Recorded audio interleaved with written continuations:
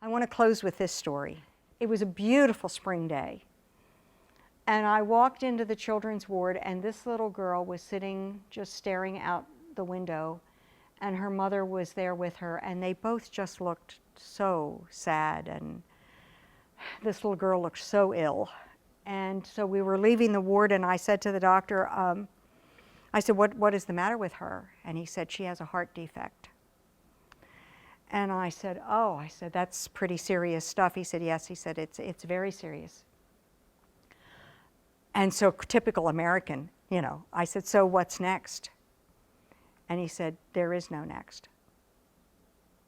I said, well, what do you mean there is no next? He said, we don't have the capabilities here in the country to do the surgery. I said, you mean that child is just going to lie in that bed till she dies? He said, yeah. And I don't know why. I don't tell you this story because of me. I tell you this story to make a point. But for whatever reason, I decided that little girl was not going to die. So I started working all my connections.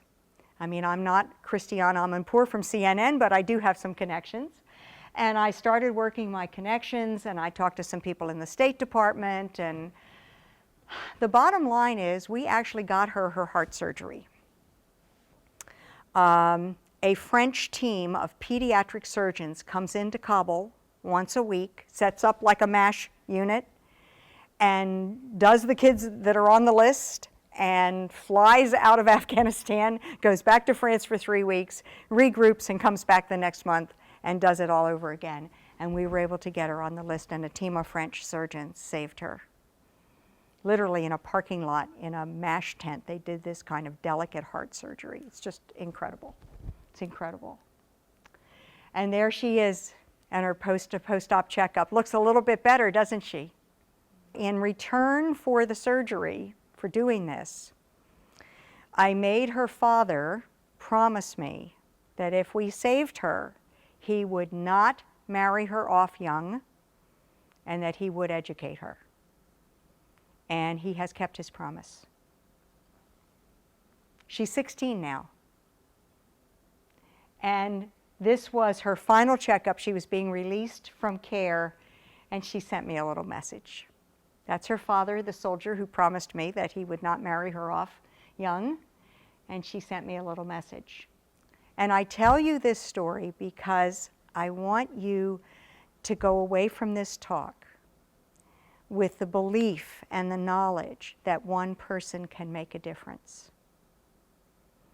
If I didn't do anything else in my life that I'm proud of, and luckily I have, but if I didn't do anything else in my life that I'm proud of, I know that I saved that child. And that's good enough for me. So if you can make a difference in one person's life, and you can, one person makes a difference. Every great idea started with one person. The ability to drive in Saudi Arabia started with brave women who were willing to get behind the wheel of a car.